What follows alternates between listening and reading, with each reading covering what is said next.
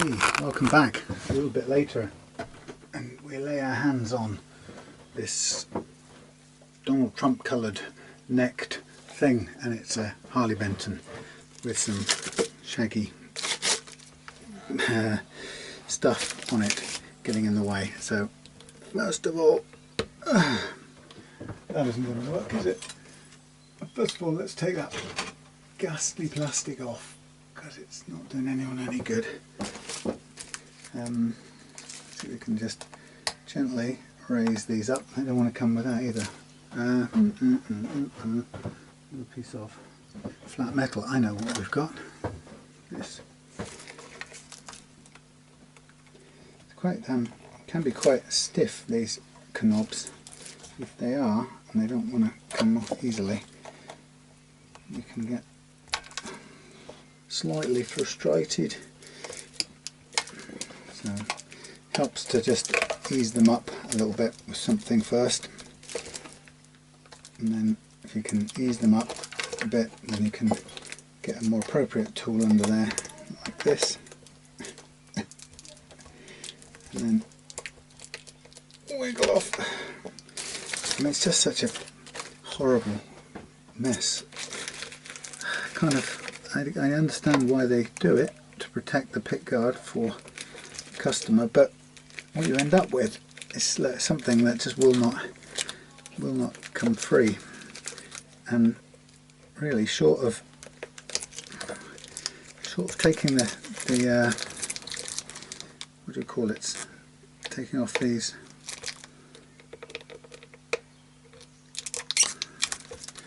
pots, you know, you have to cut all your way around this at some point when you get a chance. So it's a pain really, but I get why they do it. They want the pickguard to look all lovely and shiny. Now I'm actually going on the outside of the washer here, so technically that will be scratching the pickguard. However, I'm doing it in such a way that it's underneath. You can't see it because it's up against the washer, but also because it's underneath the knob. So I mean, you know, the point is to have to do that and stress the shaft of the pots in order to get this crap off. It just seems absolutely mad. Right, that's that done. Okay, we'll just leave those where they are for a minute. Make sure everything works first. So what have we got? We have got, we have got a Harley Benton VT series Stratocaster style thing with a ding on the end of it. I didn't see that before, but somebody's painted that in as well. But we've got a good old-fashioned chip taken out of the nice crunchy polyurethane, one of the two, finish.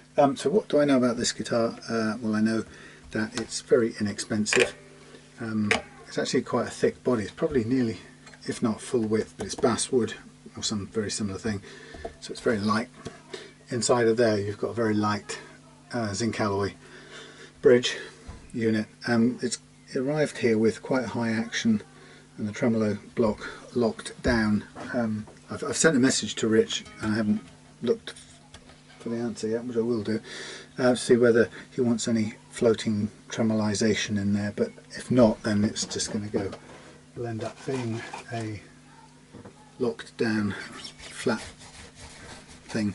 Got lots of greasy handprints on it, so it's not new. It's picked up maybe same place as Rich got the Telecaster version, so a bit of a polish up, it'll improve in looks. Right, let's just keep that out of the way. Okay, so what are we looking at? Well, we're looking at setting this up and seeing how good or bad it is already. It's got this neck with an absolutely vile thick rosewood fingerboard on it with you know, a quite heavily ambered neck, which is not to everyone's taste. There's a bit of scratching on the, a bit of pitting on the lacquer there, which would be a bit annoying after a while. It's got nice looking vintage Clousson style tuners, which have what looks like a sort of gap in the middle, as if they were going to put a oiling hole, but then didn't bother. Yeah, torch shell pickguard, 3 Roswell pickups, which are reputed to be pretty darn good. Although I haven't really, with the left hand it's kind of hard to play to hear the difference. I'm not really going to get a sense from myself of how they sound. But so all in all, oh, and this neck plate sits on a little plastic plate. Oh look, there's my stray cat friend. Hello fella. Fat face we call him. He's kind of making friends with Morris, which is quite sweet. And there doesn't seem to be any threat or animosity.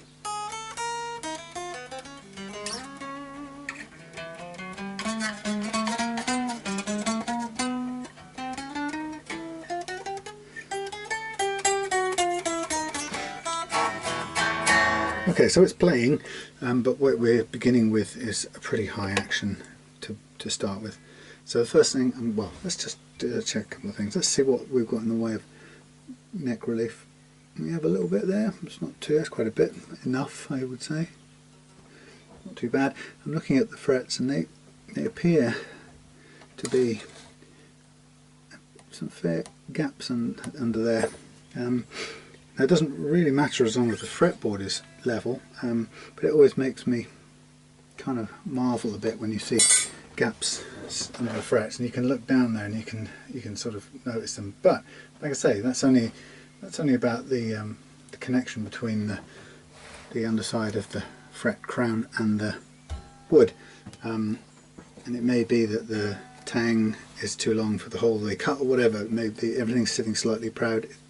Maybe the radius that they cut the frets to is, let's say for example, rounder or more curved than the actual neck underneath.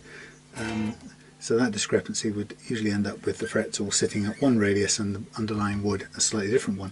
And again, it doesn't really matter as long as it all plays. But I'm looking here and I can see that this fret is pressed absolutely solidly all the way across into the wood or onto the wood, and these from there onwards they have varying degrees of gap that's opening up, down to here it's a bit less, and it sort of varies, and as you go up there's another one that's pretty flat. So I'm expecting to find quite a lot of unevenness, but again it's down to how the frets are being pressed. So okay, we've got enough curvature in the neck. We've got what looks like a plastic nut here, but I'd be surprised if it's the one that came with it. It looks a bit odd, but then again I haven't seen one of these for quite some time. But it's a bit of an odd, an unusual, well, not familiar style nut, but it is plastic, and I don't know if you can see. It's one of these things I like to kind of illustrate the point. Sorry, wiggling around here. Come this way. You won't get much closer than that, but I don't know if you can see. Can you see how the plastic that's been cut?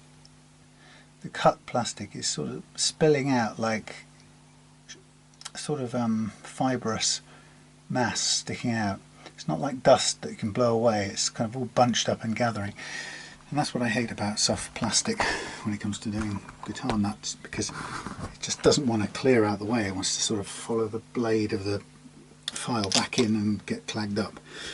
So that's got to be taken care of. Now whoever's put this in, it's being done by hand, so I suspect this is an after previous owner thing again. Possibly I might suggest the same as my detective work. Same person owned both the Telecaster and the Strat one, and they did the nut on this one. May even be a replacement nut from the original, but they've had a go at getting a nice reasonable first fret action, which actually isn't too bad, but it's in plastic and it's going to always be pretty horrible.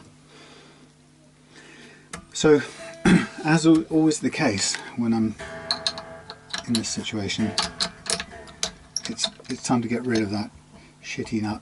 Sorry. You know, one of the things I like to do, along with the fact that my setups are almost universally involve fret leveling to get to the action that we're after.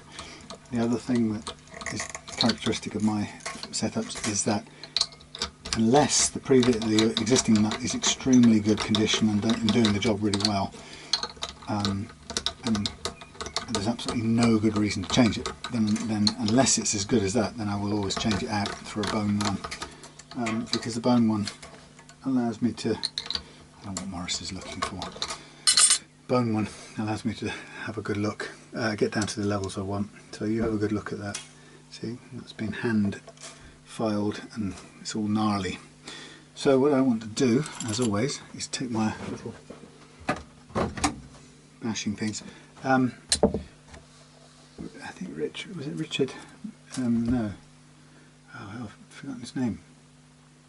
It's Chris Barker, who gave me the little handmade fret nut bashing tools. I haven't used those for a while because they started to fall apart, and I forgot to lacquer them. I was going to lacquer them to get them to stay put.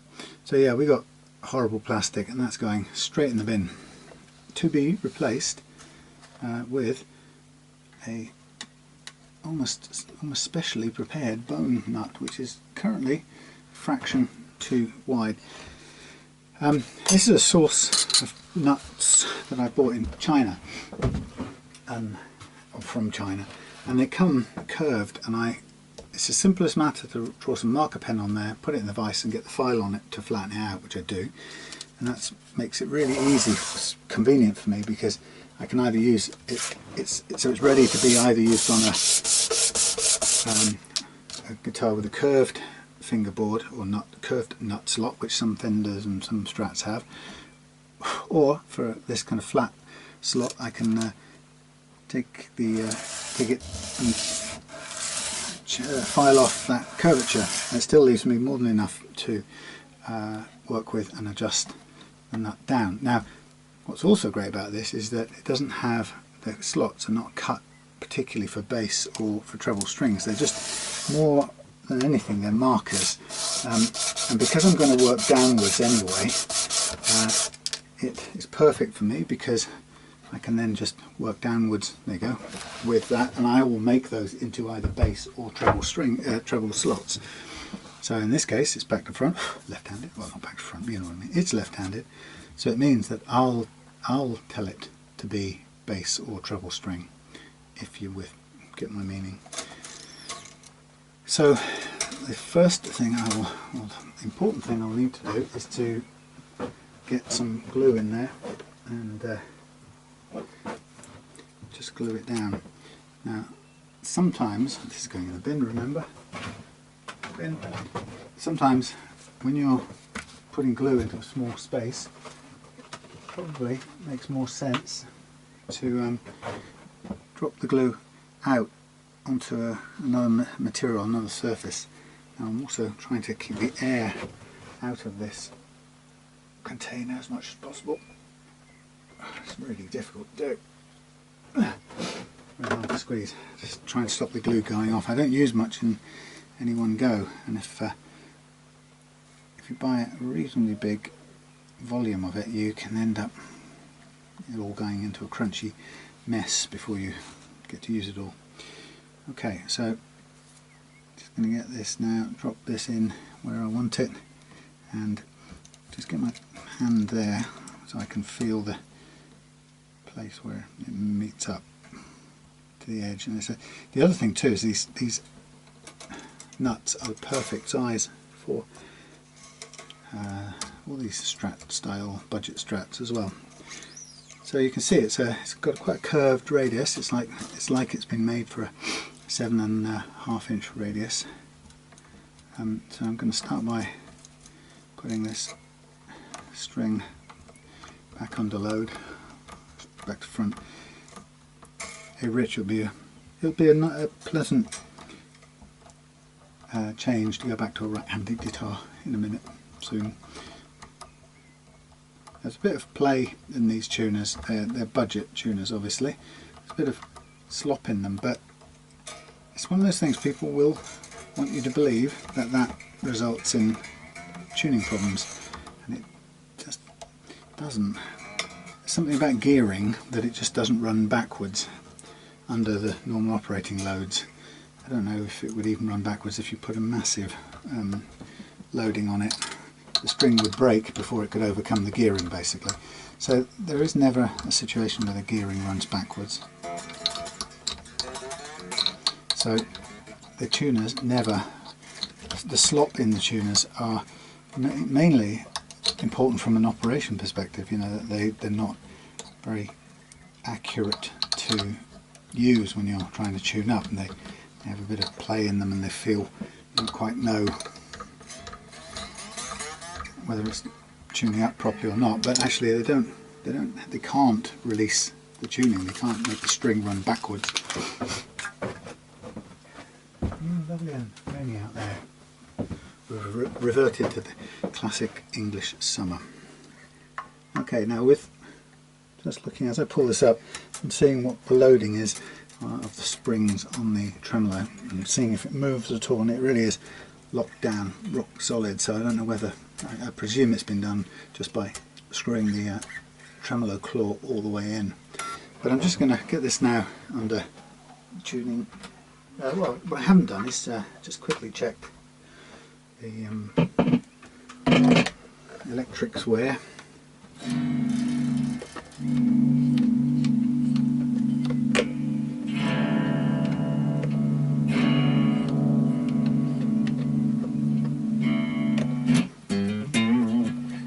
Okay, let's tune it under load.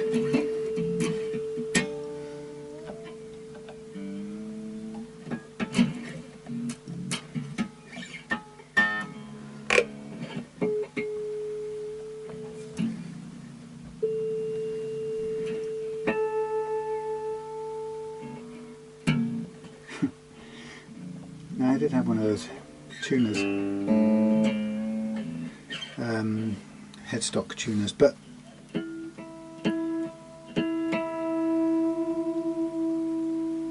don't really use it.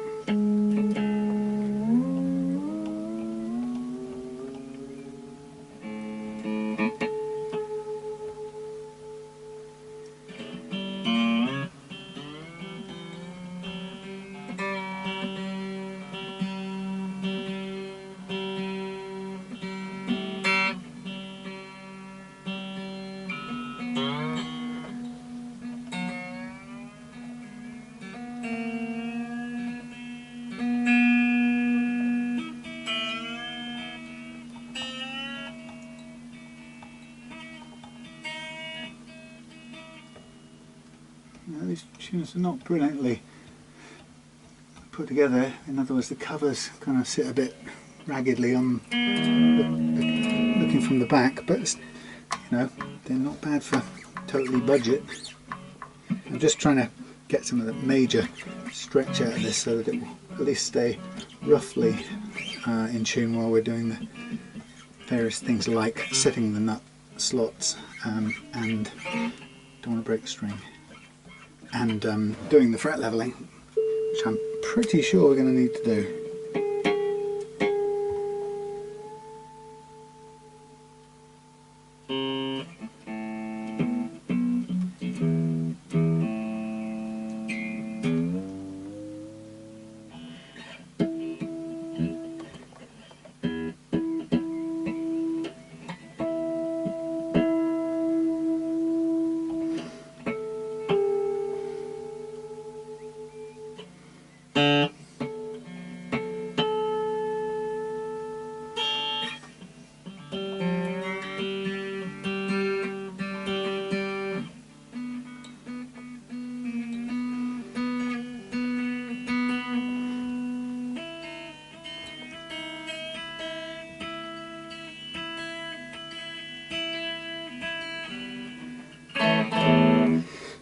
Right, okay, so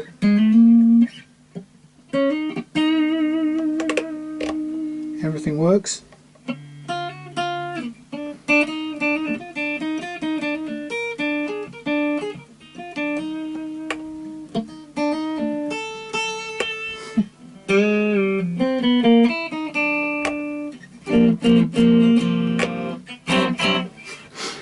Yeah, right, back to front playing. But anyway, so there we have the basically the electrics work. We've got a new nut in place already, waiting to be adjusted, and we've got a very high action with a lockdown tremolo. Now the question is, how do we go about it? Because do we do the bridge first, or do we do the neck, the first fret action first? Because one will affect the other. Well, you can sort of take it right down by using a capo, and then you can, if you want to, go for an approximation of the playing action you're after. This is now still way too high. So actually it'll end up being a little higher than this, because once we get this, it won't be quite as low at this end, but it's only a minuscule amount. So here we have about 2.3, something like that, and we want 1.5, sorry, 1.2-ish. So I can crank this thing right down. I'm looking, tremolo screws are all in at different amounts as well, which probably just needs adjusting somewhere along the way. Okay, now that's really low. That's 1mm precisely. Let's back off just a fraction off that. Okay.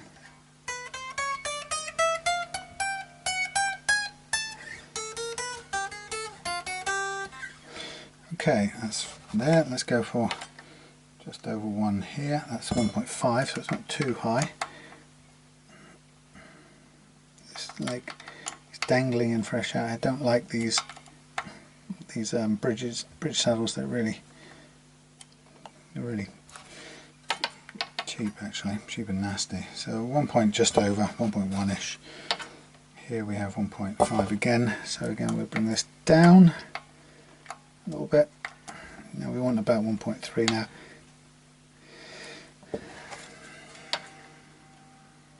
That's already a tiny bit too high. Not much, we're only talking very small amounts now. And then this one wants to be the same, only a little bit higher. If you get what I mean, this wants to be 1.2-ish, but that's already just a bit too much.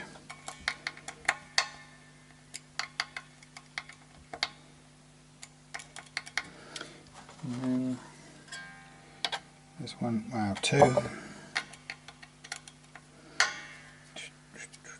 we go. Oh, I can't see the thing.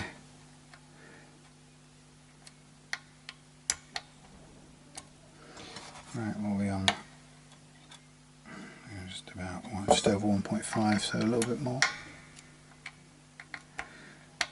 And then the low E, right down low again.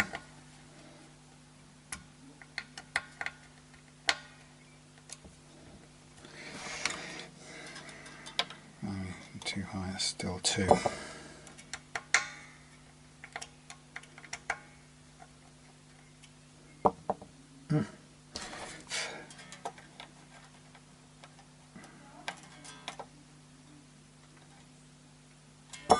little bit high still. Okay, too high next on the A, nearly there. It's not too bad. Right, now, obviously it's all completely out of tune again. Let's get that roughly up to tune.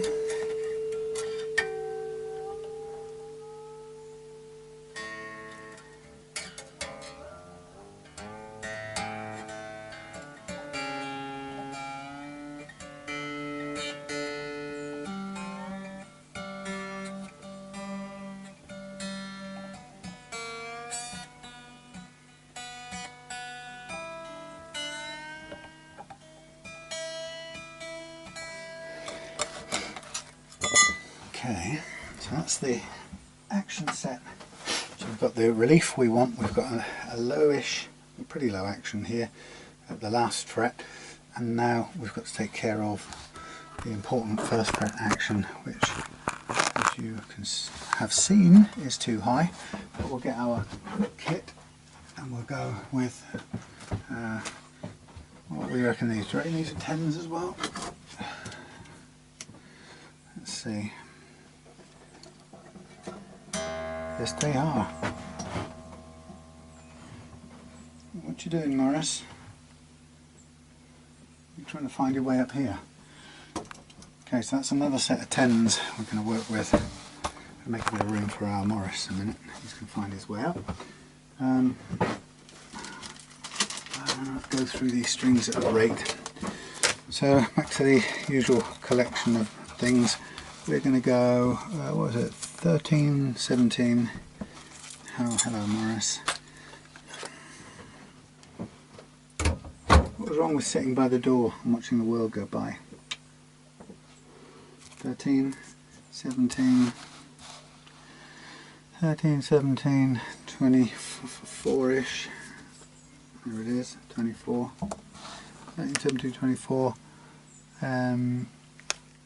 26 to 32. Oh, it's all here. My whole kit of 10s. I just use them on the Telecaster. So there we are.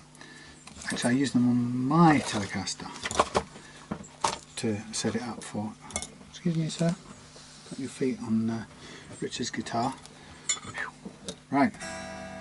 So I also need the metric thingy. 0.3mm. We're going to go with the top 3 first.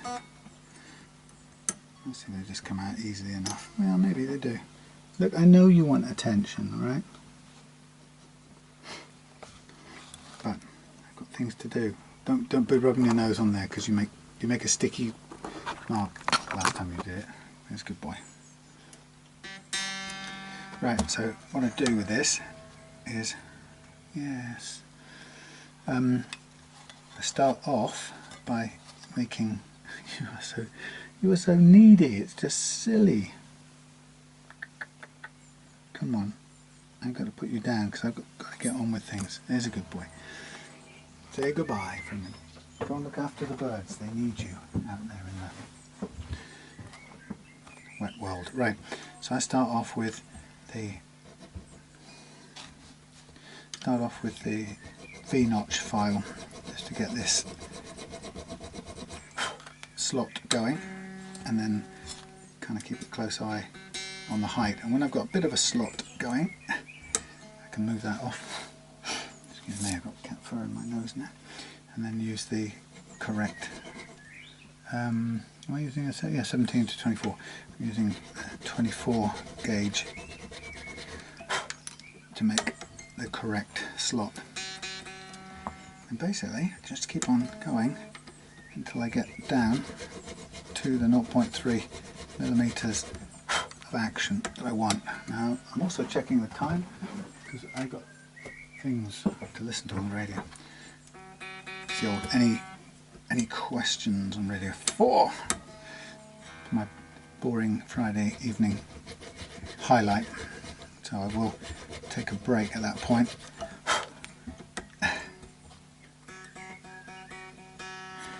So almost there. So these nuts are, by the time I've taken off the curved footing and done about a little bit of a V-notch and then a little bit of work with the file like this, these Chinese nuts are very close to being on the mark. There's not a lot of work to do really, which I'm pleased about. So this is one of those things that you go back to, there we go, we're on the mark. Go back to eBay and desperately look at where he got them from, try and repeat the purchase, and of course, knowing my luck, I won't be able to find it, and it'll say, no, you can't order these again, you have to buy similar items from somewhere else. And you're saying, but those are the ones I wanted, it was the perfect quantity, perfect item. Sorry sir, we can't do that.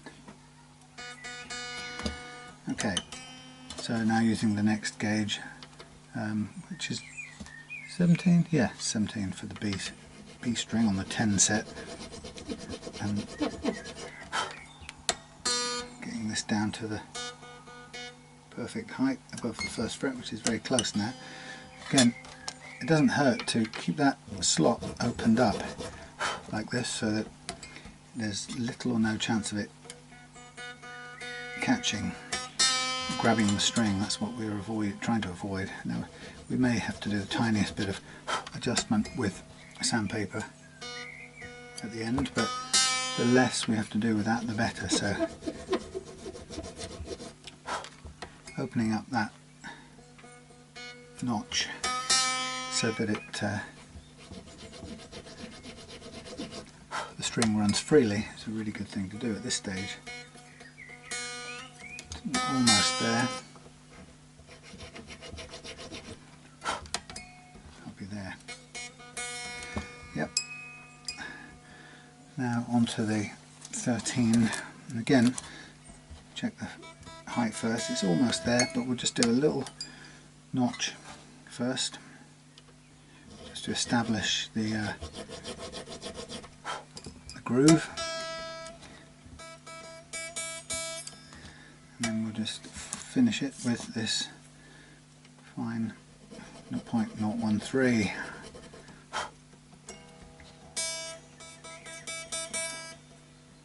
Alright, now I was going to wimp out, but there's a little bit more to go there.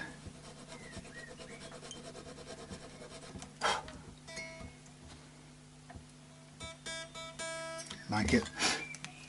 Stopping at that point. Now it's time to switch over to the bass strings, and this is a little different situation now, because what I've got to do is to cut more away now to get a bigger notch for the bass strings. And same principle, just this time it has to be a little bit bigger. So I'm going to start with 32.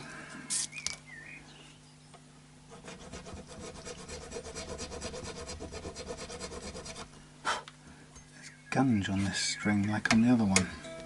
It's the same guy.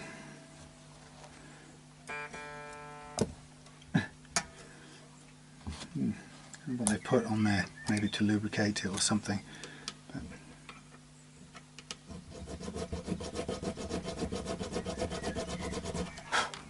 so it's a matter of experience and feel to get the right depth of cut. You know, and you may find that the first few times you do this, you may end up overcutting. On the money. But it's a matter of experience and practice. That's all there is to it.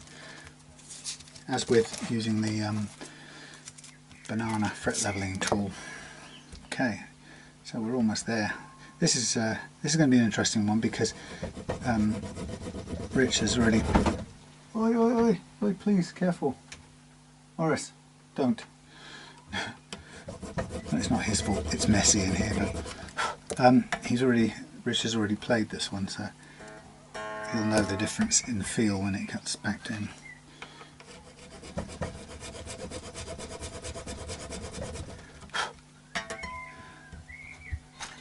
Oh, you made your way up there. Come on, Morris. Stay put.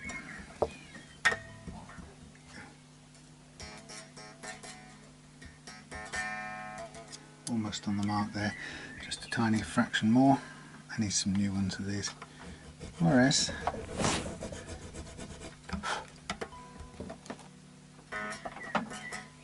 What if you just push down the back there? What? Without the wire? Come on, fella. Come on. I don't need you taking my attention away from this. Come on. Sorry.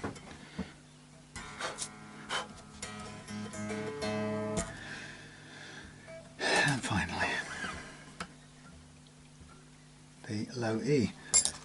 So the same applies. Start with the V file. And this is quite tricky because you've got to get into the groove and then go straight down and not go off sideways.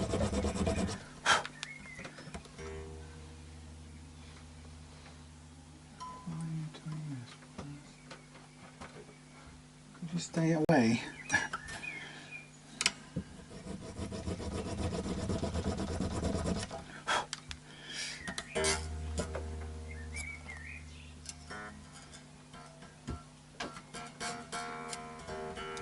That is on the dot, so that was only just tall enough. That part there, that's actually good. So I probably took a fraction too much off the bottom of the nut. Be a bit more careful next time. Give myself a little bit more room. Just stay there, please, Morris. Stay there. Right, so that's that. I think what I might do is now we're here, I might just do the fret leveling bit, and then, like yesterday, sort of park everything up for the polishing out part. It requires a bit of aerobic exercise.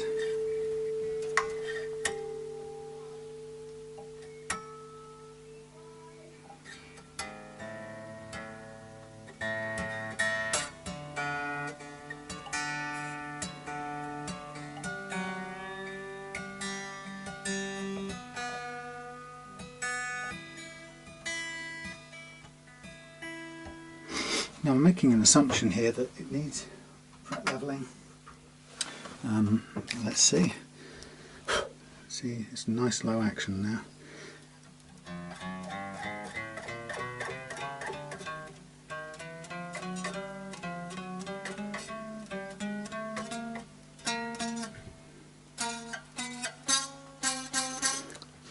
That one sticking up, you can even see the glue where they've tried to glue it down.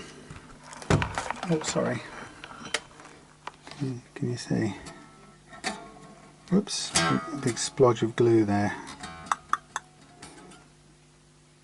Anyway, so it's obviously that one was sticking up, but that's a shame because otherwise it's not bad.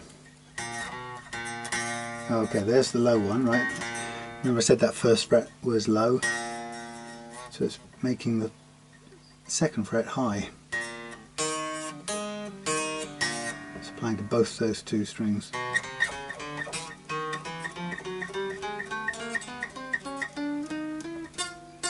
Same again.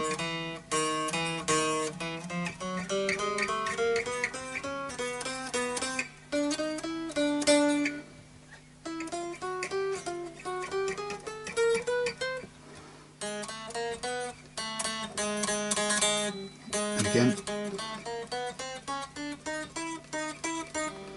Did I say that was another flat one there? Yep. Making the following ones high. Flat one there, two. Flat one there, flat one there.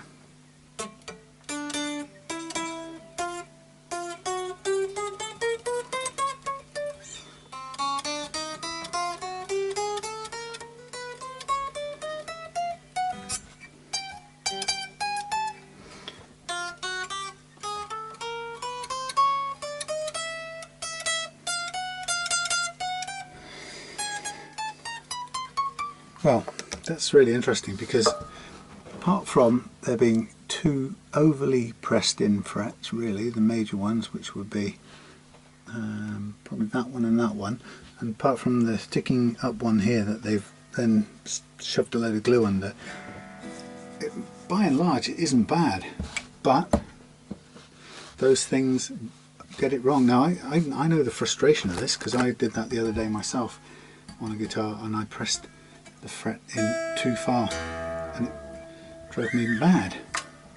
Couldn't believe it. I swung on the fret press for too long, too heavy, and the result was that it pushed the fret in further than it needed to go, and it's just a little bit more than everything else. That's the only thing, and as a result it required taking all the other frets down that little bit to get to it, and I obviously didn't realise that until the end when I was levelling. Now this one these two, you know, the challenges are, do you pull these two out and try and replace them with something else, or a guitar like this, do you work with what you've got? And I'm going to work with what I've got because there are a couple of other places where it's uneven, but you know, if it was significantly lower than all the others, I mean majorly lower, then it would be a very definite matter of either trying to replace two, in which case you've got a challenge of getting the exact, trying to match the exact grade of gauge of frets, which may not be possible, in which case you're still having to then rely on leveling to, you know, if there's one better case of situation, you'd want to go in with the new frets being taller, so that it's those that are coming down to meet the others in terms of, this pen is running out, or if it's really bad, you might consider refretting the whole thing, but then, you know, you're talking about a very expensive remedial thing to do.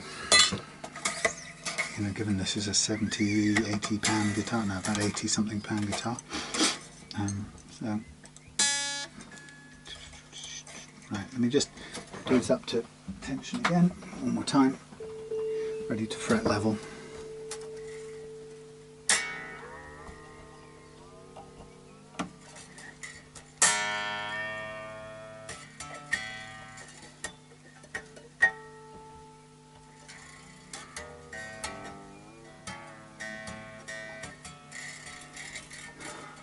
It's hard work backwards.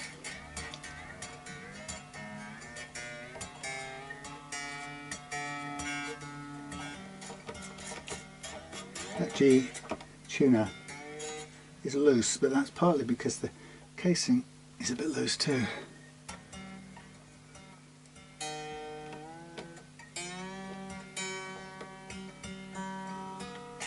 But it doesn't affect its operation.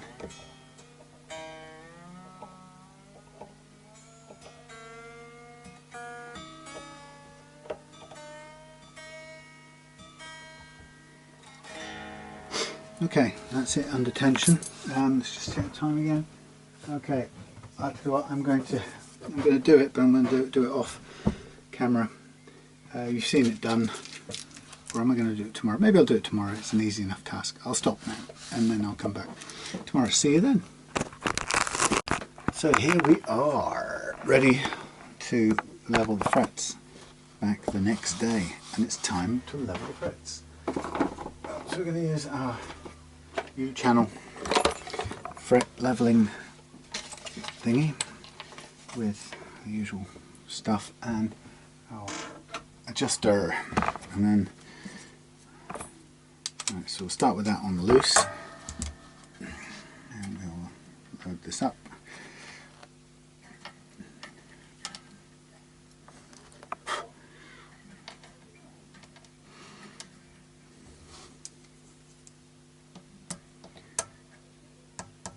So I'm going to get this done tonight and then pack this tonight, and that will be ready to go back to Rich in the next week, or in the next week, during next week I should say. So just putting a little bit more bend into this. Okay, there we are on the mark. So having done the majority of the setup work already, this in a way is an easier part of the thing. It's mechanical.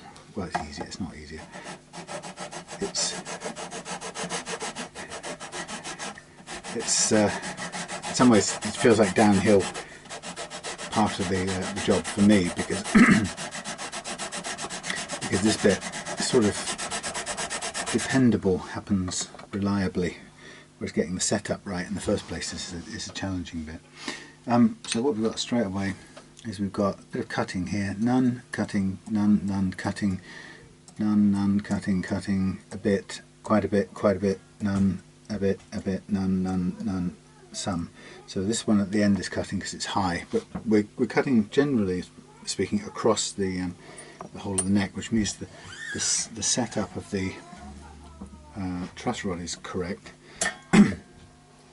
We've matched the bend of the neck correctly.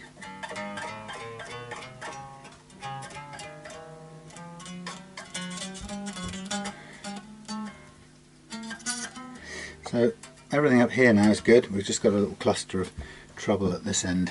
So again, I'm going to go back to this and concentrate on that end of things.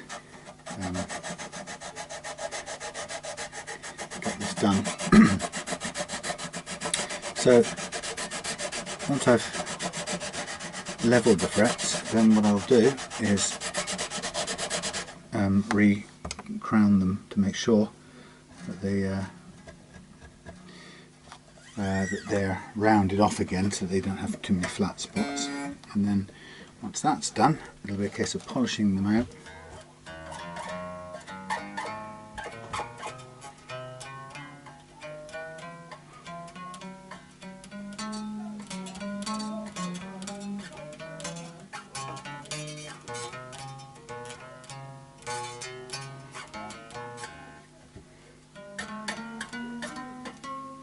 Good. Let's overcome that one.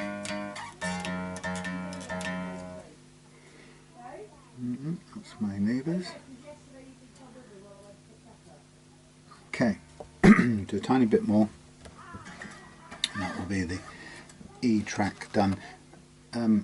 As I mentioned before, with any guitar, if you have a low action and you hit the strings hard, you will get some likelihood of the strings hitting the frets. It's unavoidable unless you set high action, or unless you set a lot of neck relief, which isn't ideal either.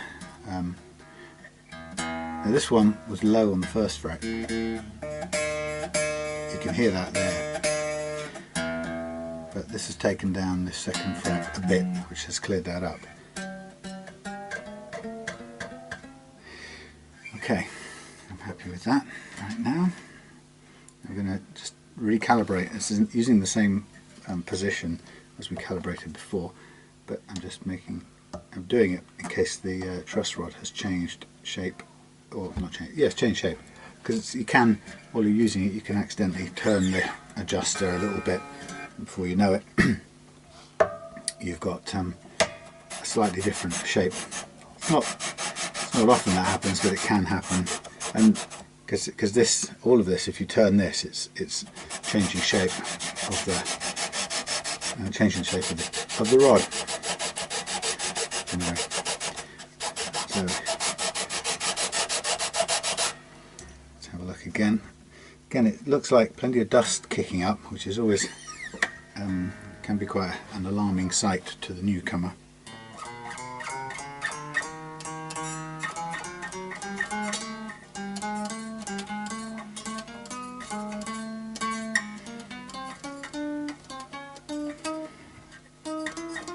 A little bit more. It's getting there.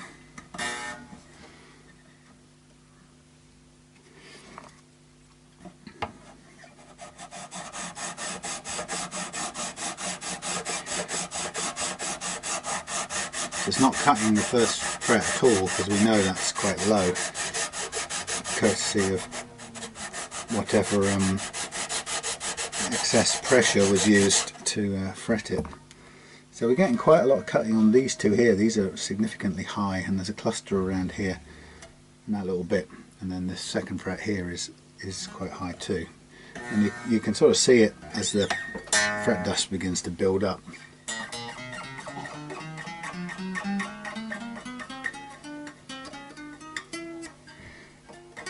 Okay, moving on to the G track. Okay, again recalibrating to make sure we've got the right shape. Now it's now a little bit too curved, so I'll just take a tiny bit off the tension, which flattens the truss rod a fraction. That's right. Incredibly sensitive to adjustment.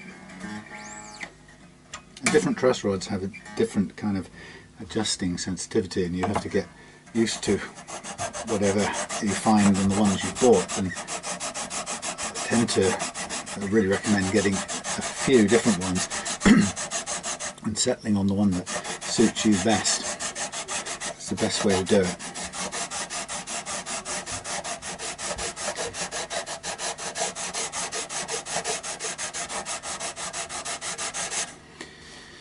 So we're getting still high, these two particularly high up here, and that one, and then this one as well.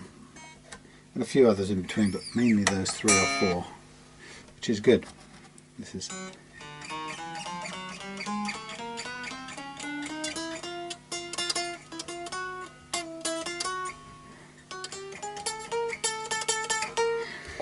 right at the top there.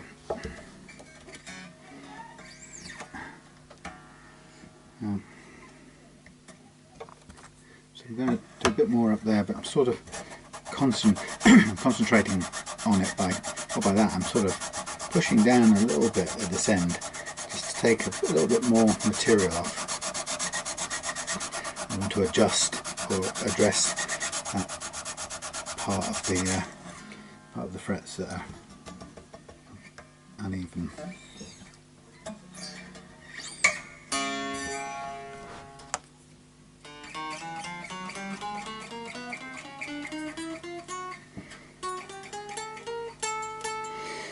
That one could be better, but it's telling me it's a bit low in relation to the others, but do a tiny bit more and then stop on that one. It's so far up there, it's not that bad. It plays, it's just got a little bit of zing to it, I would call it.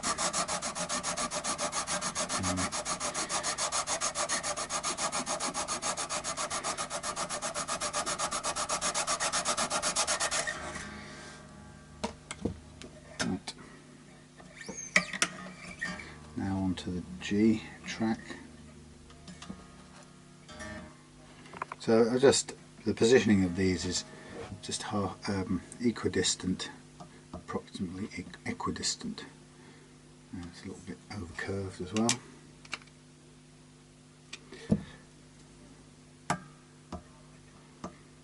And that's a bit over curved still.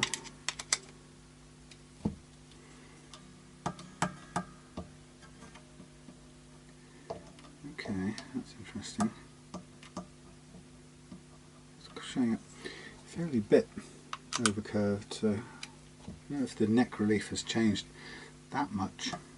Well, when I say that much, I'm talking tiny amounts, but enough to warrant a small adjustment there.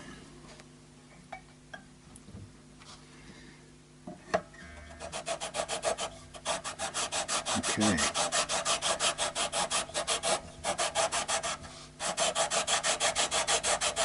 I went to collect Nick's what material is it? Wenge neck, warm off neck that he's had made. So we're going to chop the head off for his headless guitar project, and I know it seems such a crime.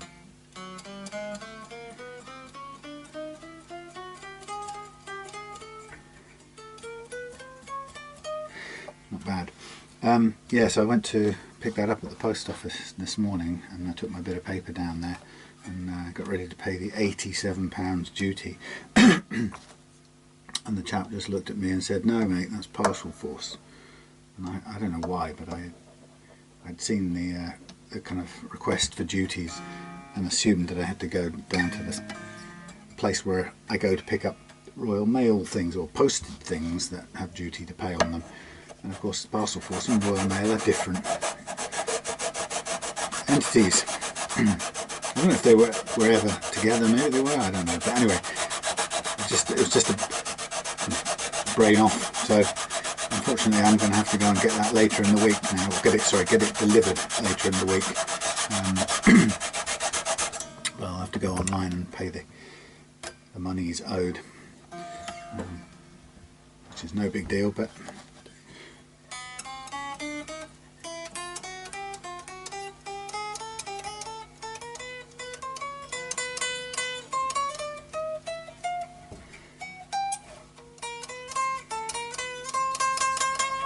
still a little bit there, which I'll take away.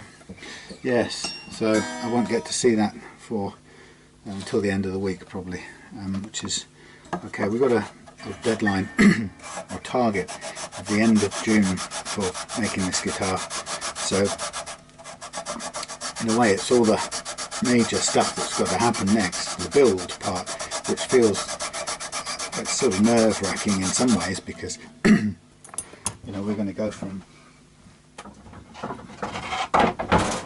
this body blank, which I'm reshaping. This is the final shape that Nick arrived at, so I've got to reroute that off. But yeah, we're going to go from this lump, oops, to a final finished guitar. So, and it's not scary exactly, but I've done one test piece, which was really mainly just testing or practicing carving and getting a nice curved, carved guitar shape, which I've not really done before. Mine tend to be more edge bevels and things like that. So this was a really good test using a dump. Well, what do you call this? You know, a defunct bridge. One of the ones that ended up, or one I ended up with, the bit's broken. So I kept it as a sort of test piece like that. But so that was my dummy, which is a left-hander, and I'm actually going to make that into a guitar at the end of it. I'm kind of looking forward to that.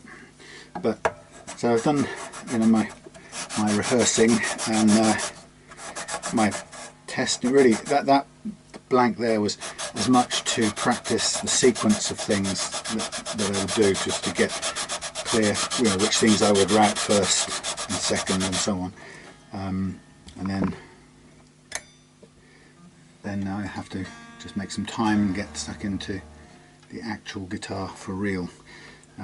That piece there, the test carve, was mahogany, two kinds of mahogany, African mahogany and Honduran mahogany. Whereas with Nick's I'll be carving oak, reverse that, koa. You know, and it's scary in that there's no going back. You know, you're in a sort of taking away process. You're carving and you can't put back on what's gone, so you have to get it right, or you have to go slow enough to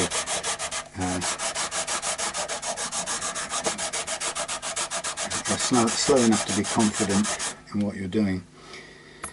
Yeah, lots of cutting up here, so it should be alright by now though. Yeah, so I guess I'll start that at the end of this first week of June.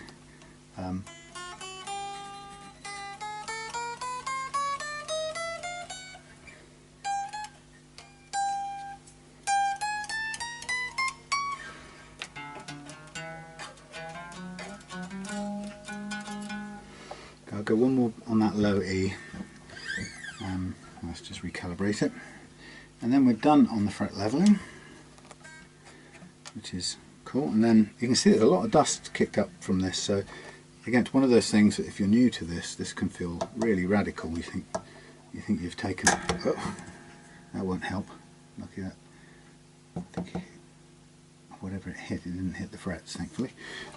Yeah, you can really look at it and think, wow, you know, there's nothing left, or you can think I've taken tons off, but actually you haven't. It's you have to go a long way before you remove a lot of material. Now that wouldn't be the case if you started with something like 220 grit, or no, 220, 120 or 180. You could take a lot of material off very quickly, which is why I recommend 400 is a pretty good middle of the road type of grade. And if you're really nervous and you're beginning, start with 600 grit on this bar. You know, you won't go too far wrong with that.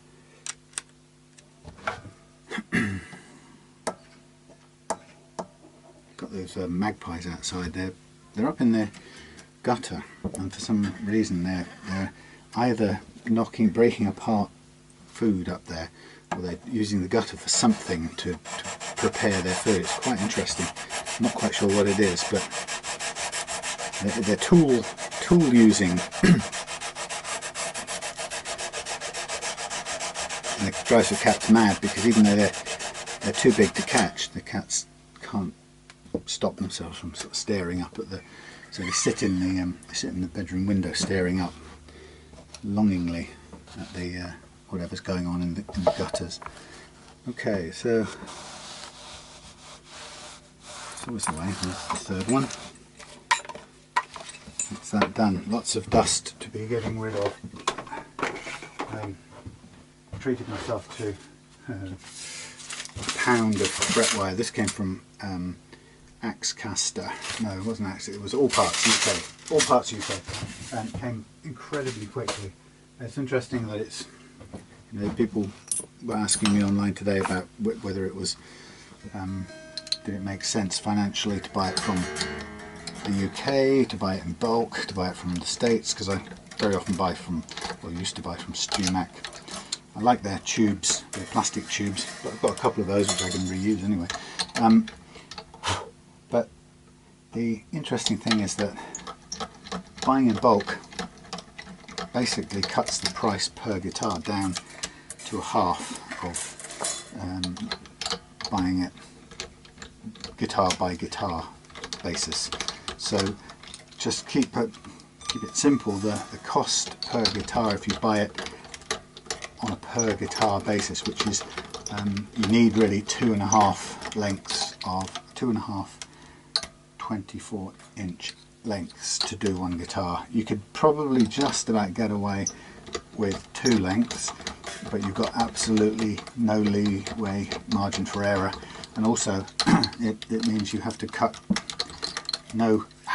always does that, stings, or you've got no edge margin. So I would say about 2.5 sticks of 24-inch. So whatever it comes to, 48 plus 12, 60-inch per guitar. And buying it in increments of that much, you're going to spend about £15 per guitar.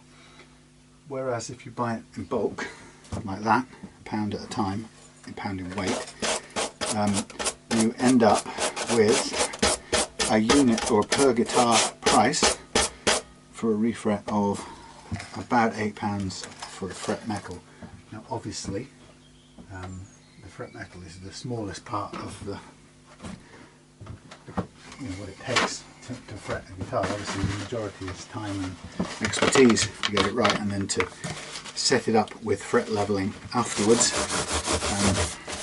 I'm just getting rid of some of the dust here for the time being. Whoa, now what have they got there? They've got glue sticking out. Anyway, so yeah, so it's a good 50% saving in materials costs when you buy it in bulk. Oh, that's horrible. That's sticking up. That's badly seated. Is that falling out? Is that what it's telling me? I don't know. Yes, it is. It's liable to come out. Ugh. Horrible. Wow.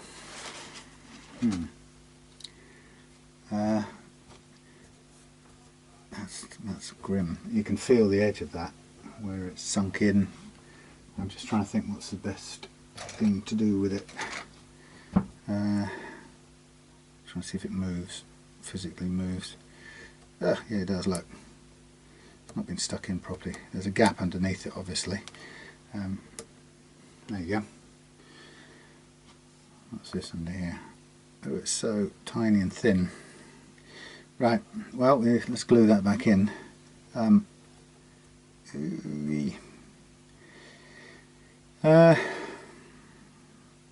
Whatever happens, this is going to want to sink in, which I don't want to have happen.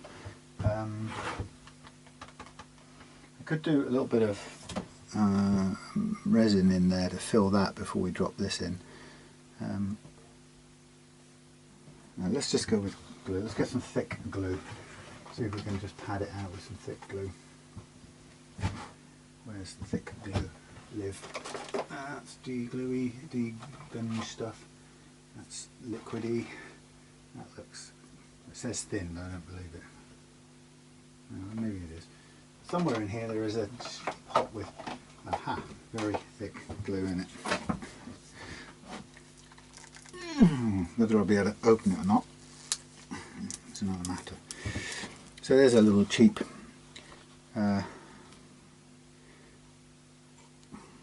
little element. So this is really thick glue, so we should be able to just fill up the space a bit. And just get it out of there. Stick in there, will you? Now if any of it dries and sets, runs over the top, then we can scrape that gently away afterwards. Now a slight problem with this is it'll take a bit of time to dry, which I don't really want to lose loads of time. I'm just going to slide that on top to begin with. It's probably the easiest way to get it in place, and then kind of line it up and drop it in. That's actually pretty well spot on. Just touching the edges to flat it out. That is actually, if I can just avoid, when I come to that one, it's on the 12th fret, I'll put a little piece of paper over there just to stop any masking tape touching it, but that, over time that should set very well. Okay.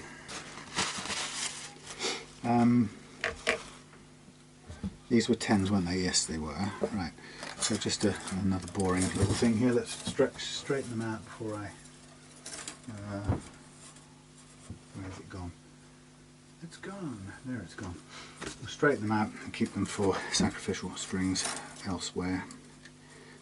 The difficulty about strap length sacrificial strings is whether you can get the top, the E and the B usually back in again for another use, even for the the purpose of setups, because they're so coiled that they virtually refuse to straighten out, whereas the thicker strings like this will eventually straighten out enough to push back through the tremolo block.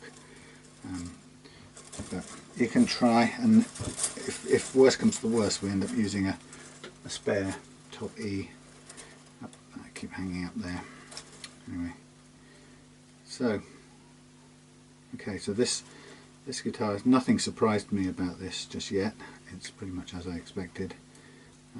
Same sort of fret work challenges as any of the other Harley Bentons I've had or seen.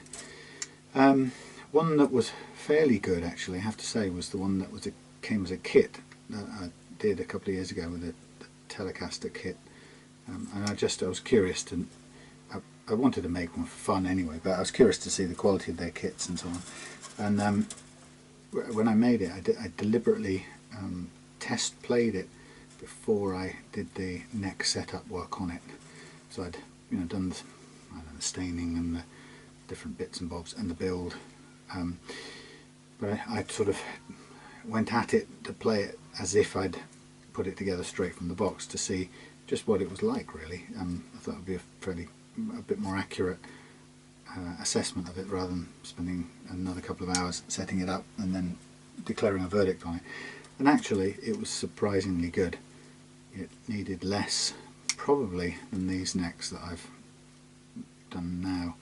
I was very impressed at the time, and I remember the video sort of I was singing its praises, because the point being that a teenager could have made that themselves, had all the satisfaction of making it, and then quite credibly being able to play it at a reasonable action without any major problems, which I thought was, for 60 or whatever the price was then, 60 odd pounds for the learning experience, plus to end up with a guitar, I thought it was quite an amazing, represented amazing value,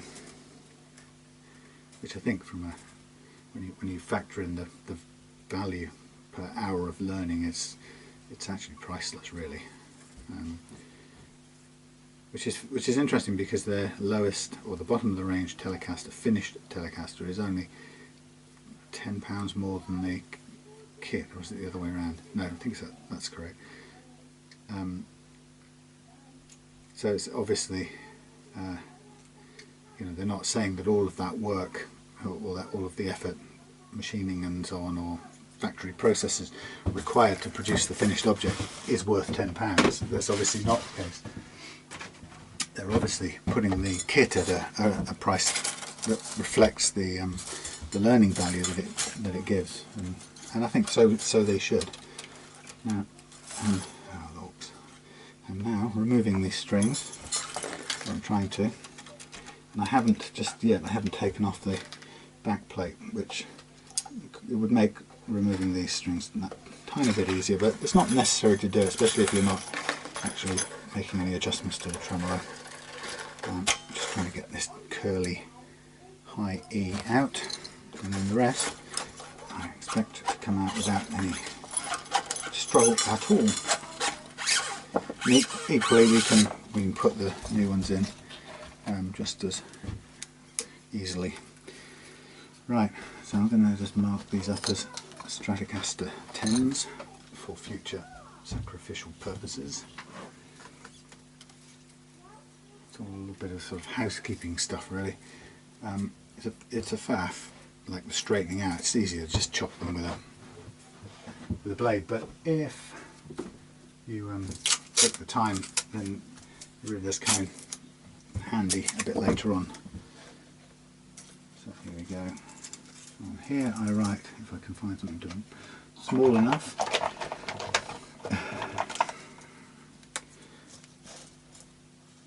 Strat 10s. And the reason they're labelled is just so that I don't go searching for the wrong ones to put on a longer scale guitar, or try and unwrap a set from a Gibson. I try and put them on a strap. Oh, by the way, I saw something, noticed something yesterday that I didn't realise I'd made a mistake with. I think this is about to run out, actually. Yeah, it is. Have I got any more? No. Right, I have to use a Sharpie for this, but it's a bit harder to do. But anyway, yeah, I referred to this fretboard as rosewood. I remember saying, look how thick this rosewood is, and of course it isn't rosewood. It's what they call rose acer, which, with my clever powers of I don't know what the word is, etymology? No, anyway, I reverse engineered to work out that it means rose tinted maple, in other words toasted maple. So this is the rosewood substitute to get around the site's regulations, which, you know, until you start really looking at it and thinking about it, if you just got on and played the guitar, you really wouldn't notice much. Let me just see what's that stuck in there. Right, it's a piece of fluff. Yeah, you wouldn't really pay it too much attention. It's kind of, it's a brown looking wood. Wow, crunchy glue. What it doesn't have the open pore, open grain structure that rosewood often has.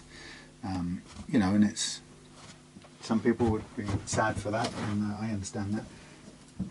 You know, that's a different substance, and it, you know, for some players that like to feel the fingerboard under their fingers all the time, and some players like jumbo frets and don't want to feel the fingerboard, so to each their own, I guess. Right. 600, 1000, 1500, it's just, where's my ruler gone? Going somewhere. Where did I take it? Maybe indoors. Maybe.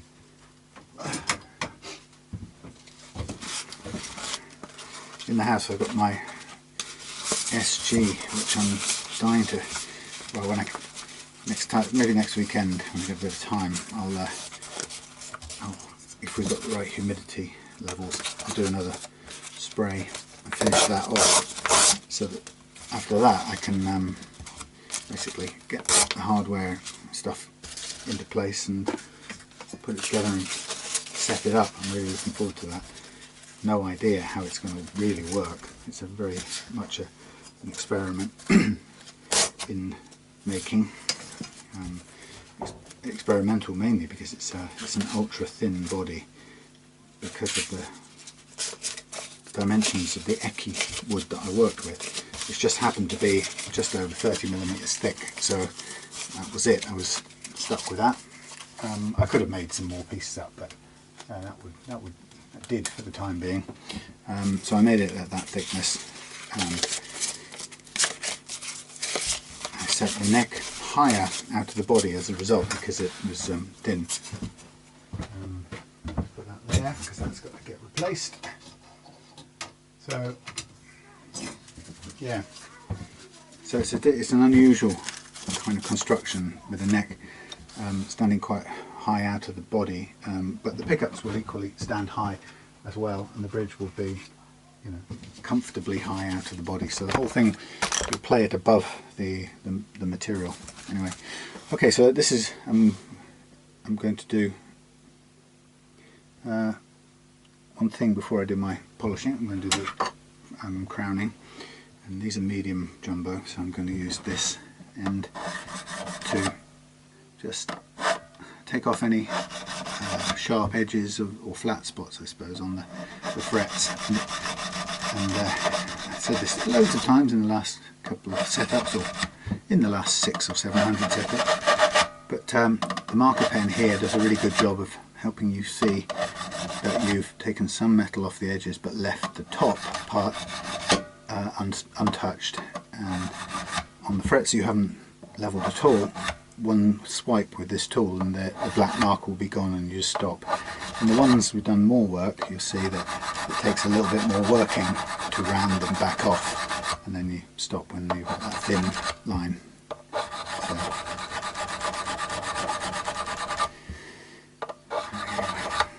So this week I'm going on a little trip up to London to do two things. I'm going to spend some time with my mum, who some of you might have heard that she's in the process of having chemotherapy for stage 4 cancer. So she's not been very well at all. She's had the surgery and that's come and gone, and now she's in the process of being half killed by the chemo, which is kind of how it works really. Kills the cancer cells usually, and whatever the strong cells that are left kind of rebuild you.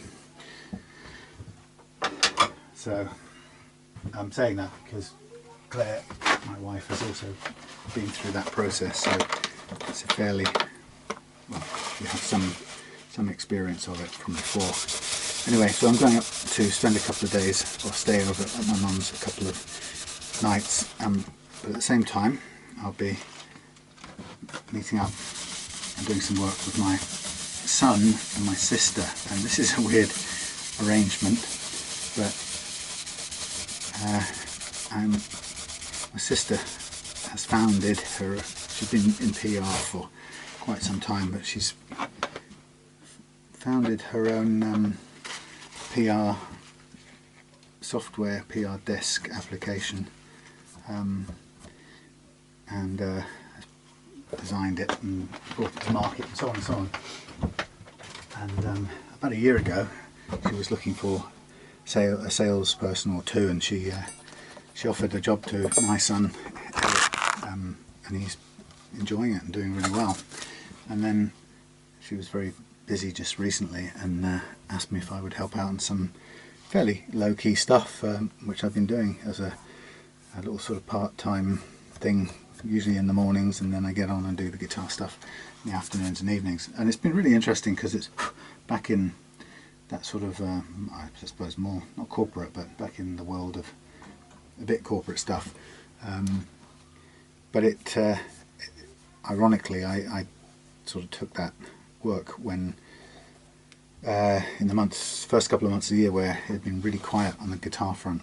So okay, now I'm going to mask off. I'll go off camera to do this. I've got my paper ready for doing my fret polishing, but I need to cut some bits of paper. Interestingly, I saw somebody talking about doing frets on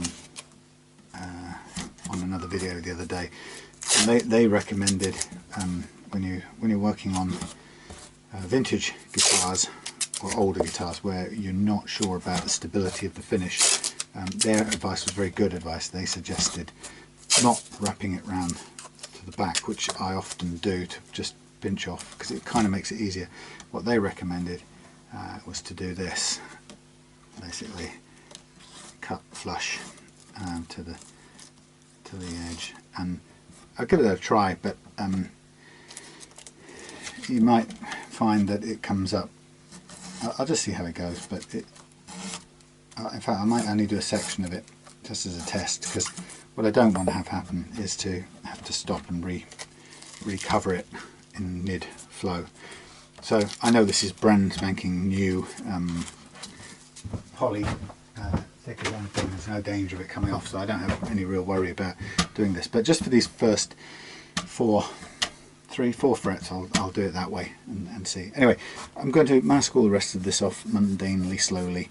Then I'll polish it all out, which is about half an hour of manual labour. And then I'll come back when it's time to restring. Okay, see you in a minute.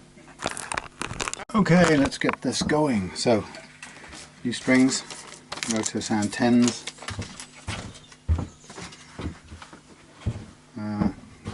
Time to get them on back to front. Starting with the big one. Had somebody drop a message on YouTube today saying how weird it was to watch me doing stringing exactly the same way as they do stringing, which must be weird when you think it's only you that does it that way. I think it's a bit like a meme, you know. I think I probably inherited it from a chap called Gavin Downey, I think, who was on one of those guitar forums and talked about how he used to do it when he was guitar teching for bands and stuff, or still does, I think, and he was kind of hell-bent on mega stretching as well as this sort of simple minimum wrap around the post with a kind of slight locking effect, but it's very tidy and it looks the same and every time you do it. So okay, so the game now on this Strat, since it's not going to have any tremolo going, the trem's going to stay locked down as it was when I got it. And what I'm going to do is I'm going to put all these strings on and then stretch them out, followed by double check the action, which shouldn't have moved at all. There's nothing being adjusted, so it should be exactly the same. And then we'll be into checking the intonation. Now, if the other Harley Bentons are anything to go by, I'm kind of expecting the intonation to be pretty good, if not spot on, but we'll see.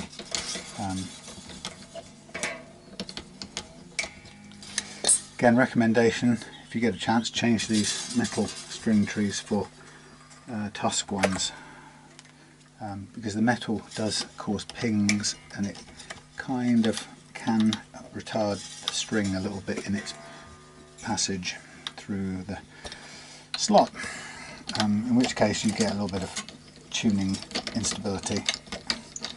So at this stage, anything that helps the string go through between the playing part of the string and the tuner, smoother movement the better. So totally worth spending some money on a set of tusk string trees, about 10 to £15 maximum a pair.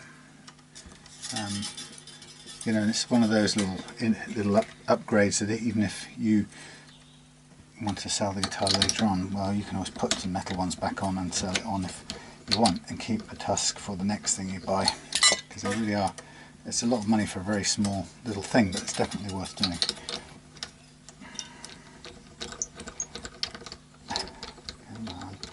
This back to front string winding stuff is quite challenging.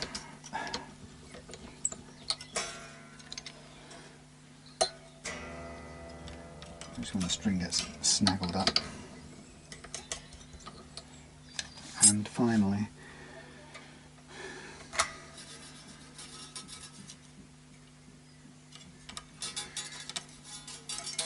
the issue of pickup positioning is actually a personal thing. It's not something, you know, some people prefer as high an output as possible from their pickups at the so-called expense of dynamics, tonal dynamics. Some prefer the maximum output, which means they like to put pickup poles very close to the strings, and other people prefer them further back, and it suits their understanding of music and their style of playing and so on, and maybe sometimes their amp and the kind of equipment they use. So it's never a given. It's always a subjective thing. So some people say a start point for the position of your pickup poles is approximately 3mm underneath. 3mm underneath the string is a so-called good position, but who knows? You know, it's subjective. So strings are on. Going to give them a tug to make sure everything's seated where it should be seated. You can feel any little sort of pockets of major slack coming out straight away. I'm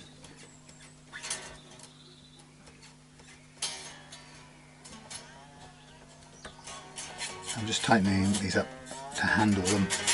Don't really care if they're in tune at this point in time. So, thing to do is get your strings and stretch as much as you can, stretch out any slack in the string. That's a physical process of grabbing and pushing with thumbs and forefingers, and you could do it 4 or 5 times before you get absolutely every last dram. I'm looking at this fingerboard, by the way, and it has a slightly glittery finish to it. I don't know, the structure of the wood is very different from rosewood. It's got a sort of slight sheen to it, which is, you know, it does look different when you get the light catching it. Rosewood doesn't reflect the light the same way. But, you know, to be honest, it's not going to be so much different that it will ruin your experience of playing the guitar.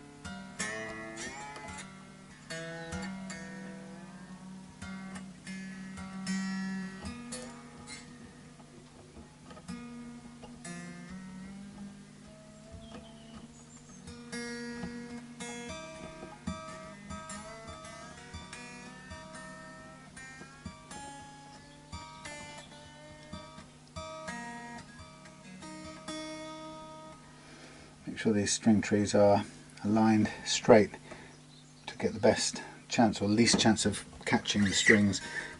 Again, pulling again.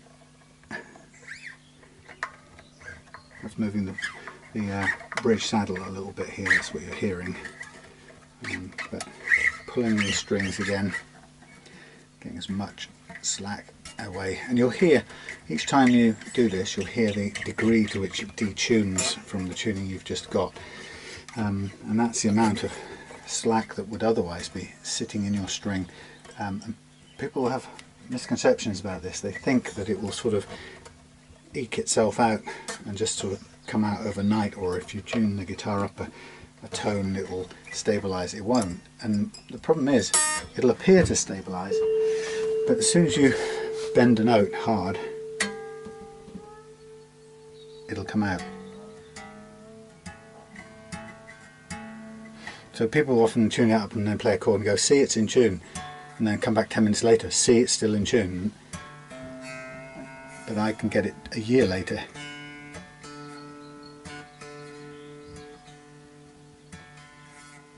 I can get it a year later, and I can make it, pull it and it will go way out of tune.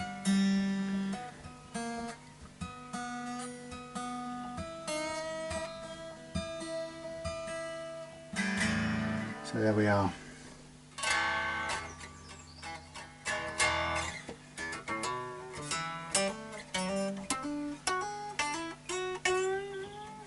So the other thing to do while you're here is bend.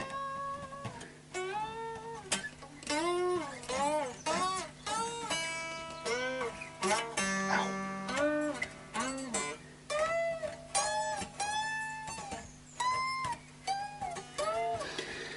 That's also part of the process of checking for the bends to make sure that the frets are level enough. So hardly any detuning there.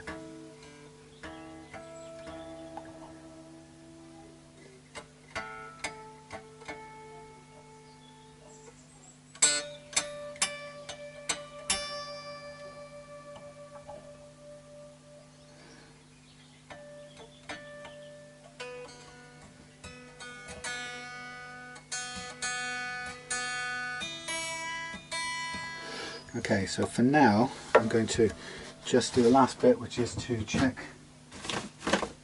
the intonation. And I've got other business to attend to tonight as well, so that's going to be job done and onwards. Now I'm just going to turn my phone signal off. It's going to go do probably, but I just want to go to the tuner. Use this. I don't know if you'll be able to see it. What went down the back this time? I have to spend my time picking stuff out from there. How annoying. Right, I will go and get it. So you can see the tuner. Put it in the treble mode. Take any reverb off. We just want a clean tone.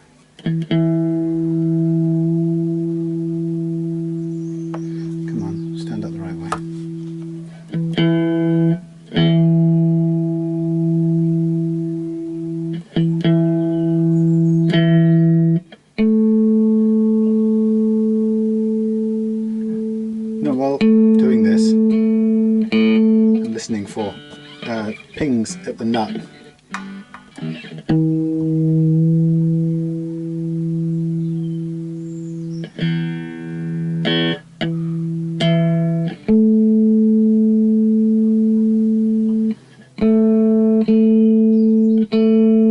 Slightly sharp.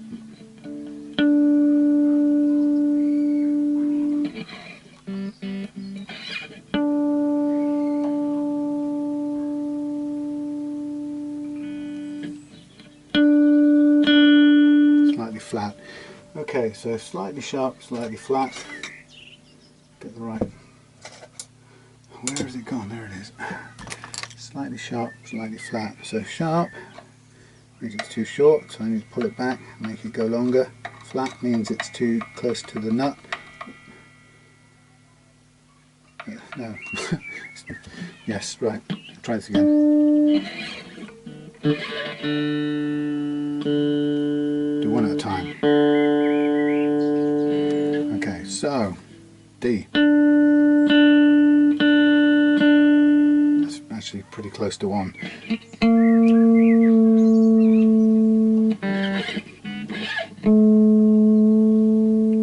Again, doesn't hurt to keep pulling. Gets all that last bit of slack out. It's very close too. close to. Okay, that looks good. G.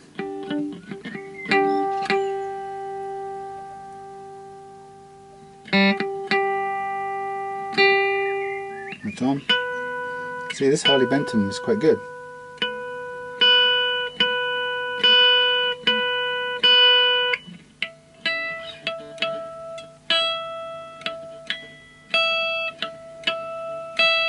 It's spot on, actually. Very good. Well done. That is likely to be the work of the fiendish Rich himself, maybe, I don't know, or the person who owned it before Rich. But anyway, there it is, nicely set up, and with the intonation pretty much spot on. Tiny tweak on the D. Now we're just looking at this. This is, it's currently a fraction over 1.5, so I just want to take that down. This could be what's just fallen down the back, actually. I have a feeling that is what went down the back. Yeah, I think it was. Okay, I'll have to dig that out later. I haven't got time right now, so let's use this one instead. So I'm just going to take a little bit more out of this one and tune it.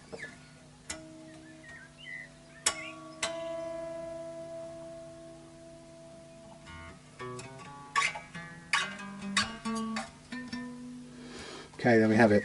Right, that's my guitar duties done for this week. There you go, the Harley Benton Strat style thing.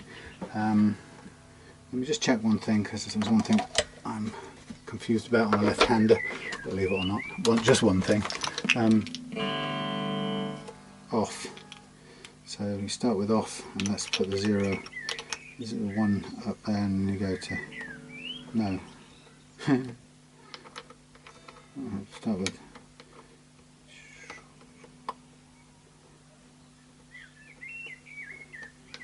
which way round would you have? That's just a tone, but volume.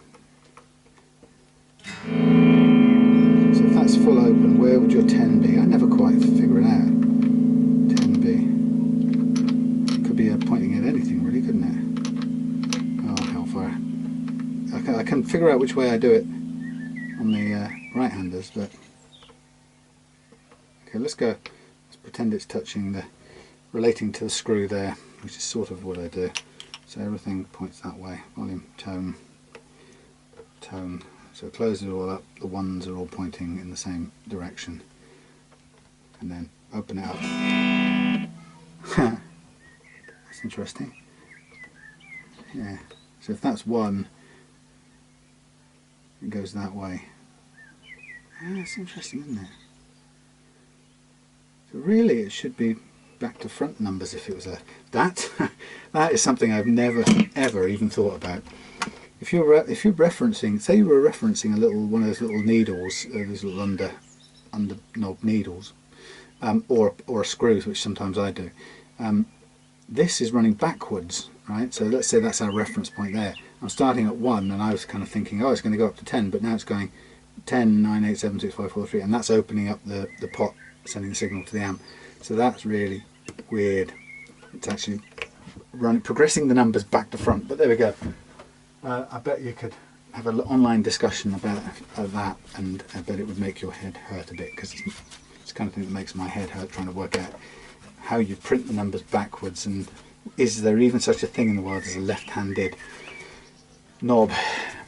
Alright, on that note, I think I'll just finish up. Thanks for watching, and see you soon with some more interesting guitars.